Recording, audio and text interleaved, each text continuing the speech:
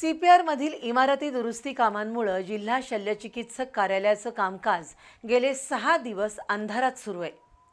मोबाईलचा टॉर्च लावूनच कागदपत्र हाताळण्याची वेळ आली आहे, तर जिल्हा शल्यचिकित्सकांकडे येणारी कागदपत्र चक्क व्हरांड्यात टेबल टाकून स्वीकारण्याची वेळ कर्मचाऱ्यांवर आली आहे।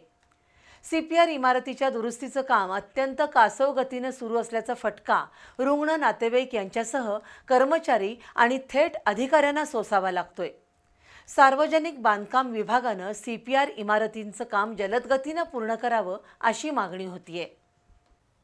सुमारे 100 कोटी रुपये खर्चून छत्रपती प्रमिलारजे रुग्णालयातील सर्व इमारती आणि रस्त्यांची दुरुस्ती करण्यात येते।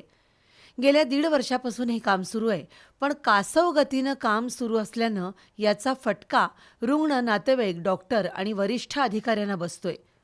डिसेंबर 2025 पर्यंत सीपीआर इमारतींची दुरुस्ती पूर्ण करावी असे आदेश वैद्यकीय शिक्षण मंत्री हसन मुश्रीफ यांनी सार्वजनिक बांधकाम विभागाला दिले होते।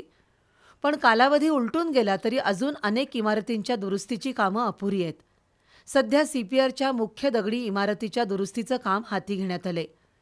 वास्तविक ही इमारत हेरिटेजमध्ये समाविष्ट असून देखभाल दुरुस्तीसाठी पुरातत्व विभागाची परवानगी घेणं आवश्यक आहे।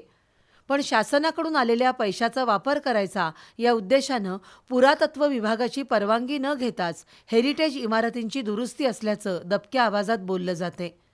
जिल्हा शल्यचिकित्सक कार्यालय आणि त्याच्या आजूबाजूच्या इमारतींची रंगरंगोटी करण्याचं काम सुरू आहे। त्यासाठी जिल्हा शल्यचिकित्सक कार्यालयाचा वीज पुरवठा गेल्या 6 दिवसांपासून बंद असल्यानं हे कार्यालय अंधारातच आहे। जिल्हा शल्यचिकित्सक या अंधारातच कामकाज करत असून मोबाईलचा टॉर्च लावून कागदपत्र हाताळत आहेत।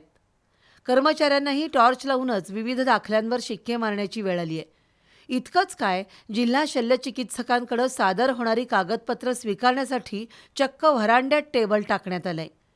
इमारत दुरुस्तीचं काम पूर्ण होण्यास 15 ते 20 दिवस लागण्याची शक्यता आहे। तोपर्यंत जिल्हा शल्यचिकित्सक कार्यालय अंधारातच राहणार आहे।